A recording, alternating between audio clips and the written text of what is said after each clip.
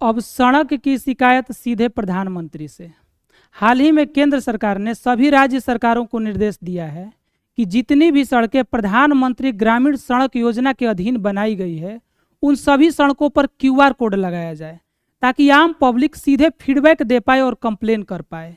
तो ये क्या है पूरा मामला, बिल्कुल आसान भाषा में समझेंगे कैसे इसका प्रयोग करना है, क्या है प्रधानमंत्री ग्रामीण सड़क योजना, कौन कौन सी सड़कें इसके अंतर्गत आती है, और आपके लिए बहुत ज़्यादा फायदेमंद होगा और कम समय में पूरी जानकारी आपको मिल जाएगी। तो चलिए शुरू करते हैं बिना किसी देरी के। और सबसे पहले आप हेडलाइन देख सकते हैं कि रोड्स विथ क्यूआर कोड्स। अब सभी रोडें जो हैं ना बनने जा रही हैं, क्यूआर कोड के साथ होने जा रही हैं। और सबसे पहले हम लोग चर्चा करेंगे हेडलाइन की। सभी न्यूज़पेपर में क्यूआर कोड, शिकायत सीधे प्रधानमंत्री से कर सकेंगे ग्रामीण। तो ये पूरा हेडलाइन सभी न्यूज़पेपरों में बना हुआ है। सबसे पहले जान लेते हैं कि प्रधानमंत्री ग्रामीण सड़क योजना है क्या। तो इसकी शुरुआत 25 दिसंबर 2000 को अटल बिहारी वाजपेयी जी की सरकार में हुआ था और उनका लक्ष्य था कि ग्रामीण क्षेत्रों में सड़क निर्माण हेतु शुरुआत करना, यानी कि वैसे गांव जो असंबंधित है मुख्य सड़कों से उनको जोड़ना। ऐसे गांव जिनकी मैदानी क्षेत्रों में आबादी 500 है या 500 से ज़्यादा है उनको जोड़ना, और पहाड़ी इलाकों में जिनकी आबादी 250 है या 250 से ज़्यादा है उनको जोड़ना। तो इस जब 25 दिसंबर 2000 को ये जो है योजना लॉन्च हुई तो दूसरे चरण तक यानी 2013 तक लगभग 6.5 लाख किलोमीटर सड़कों का निर्माण हुआ था पहले चरण में। किस चरण में? पहले चरण में। उसके बाद दूसरा चरण शुरू हुआ 2013 में। इसमें जो है पहले चरण का तो विस्तार करना था, साथ ही साथ 2013 में 50,000 किलोमीटर और नए सड़क बनाए गए और कुछ और गांवों को जोड़ा गया। साथ ही साथ 2016 में नक्सल प्रभावित जो इलाके थे, जिस गांव में से केवल 100 लोग रहते थे, उन्हें भी रोड से जोड़ने का कार्यक्रम शुरू कर दिया गया। और उसके बाद चरण 3 में जो कि 2019 में शुरू हुआ था, इसमें लगभग 1,25,000 किलोमीटर रोड बनाया गया। पिछली परियोजनाओं को मजबूत करना इसका उद्देश्य था और साथ ही साथ आसपास के हाई स्कूल, माध्यमिक स्कूल और बाजारों से गांवों को रोड के माध्यम से जोड़ने का जो प्रयोग है और काम था जो है वो चरण 3 में शुरू किया गया। चौथा चरण 11 सितंबर 2024 को नरेंद्र मोदी जी की सरकार में शुरू हुई थी और इसका उद्देश्य यही है कि 25,000 नए गांवों को जोड़ा जाए। तो चरण 4 चूंकि अभी चल रहा है, इसके बारे में कुछ प्रमुख बातें लिखा गया है। जैसे लक्षित गांव, टारगेट गांव 25,000 नए हैं और ऐसे गांव जिनकी जनसंख्या 500 से ज़्यादा है, और पूर्वोत्तर या हिल वाले राज्य जो पहाड़ी इलाके हैं वहाँ पर 250 से ज़्यादा है, और ऐसे गांव जो नक्सल प्रभावित क्षेत्र में है वो मात्र 100 लोगों का है, तो वहाँ पर भी रोड बनेगा। इसका लिए टारगेट कुल रखा गया है 62,500 किलोमीटर की सड़क बनाने का, और लागत का लक्ष्य है बजट में पास किया गया 70,125 करोड़ रुपया। और बताता हूँ, वित्तीय साझेदारी की बात की जाए तो 2000 से लेकर 2013 तक 14 तक जो केंद्र सरकार है ना, ग्रामीण प्रधानमंत्री ग्रामीण सड़क योजना है, उसमें 100% जो है पैसा केंद्र सरकार देती थी।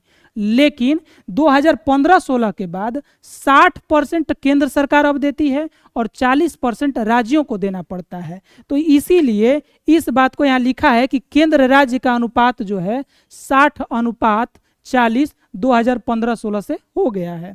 60% केंद्र सरकार और 40% राज्य सरकार।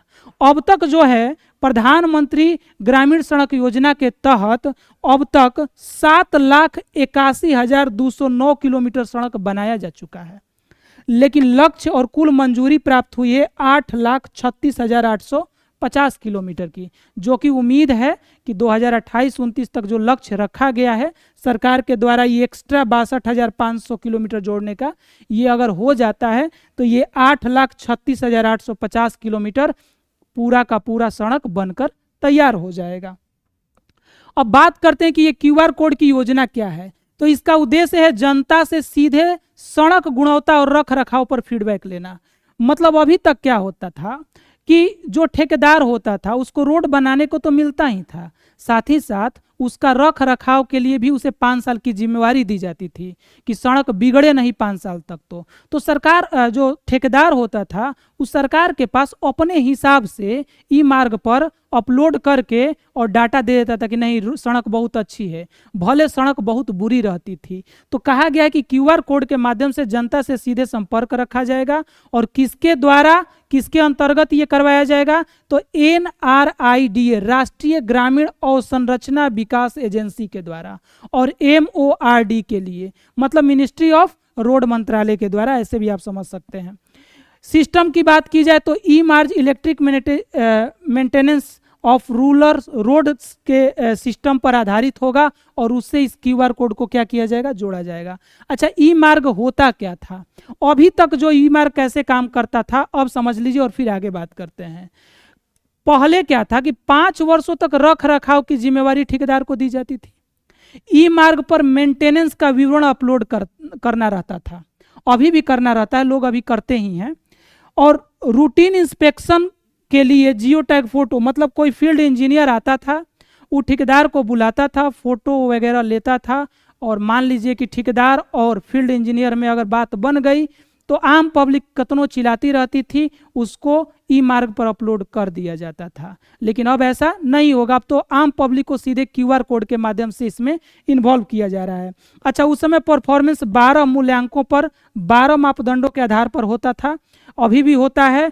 तो 12 मापदंड हो चाहे 50 मापदंड हो, जब कोई एक चेक करने आए और एक बताने वाला रहे तो सब मापदंड पूरा हो जाएगा, क्योंकि फोटो लेना है, इमेज करना है और खाना पूर्ति करना है। लेकिन जब पब्लिक आ जाएगी तो कहीं का फोटो कहीं से खींच करके आसानी से उस फोटो का उस रोड का फोटो डाल सकती है। तो इसमें AI और मशीन लर्निंग मतलब आर्टिफिशियल इंटेलिजेंस और मशीन लर्निंग, इनका भी यूज किया जाएगा। अच्छा, क्यूआर कोड से जनता कैसे जुड़ सकती है, कुछ करना नहीं है। जैसे प्रत्येक सड़क पर आप देखे होंगे जो ग्रामीण प्रधानमंत्री ग्रामीण सड़क योजना वाली सड़कें हैं, जो गांव वाली सड़कें हैं, उस पर हर गांव का नाम कहीं कहीं लगाया रहता है बोर्ड लगा करके। उसी तरह प्रत्येक सड़क पर सूचना बोर्ड में लगाया जाएगा क्या, क्यूआर कोड।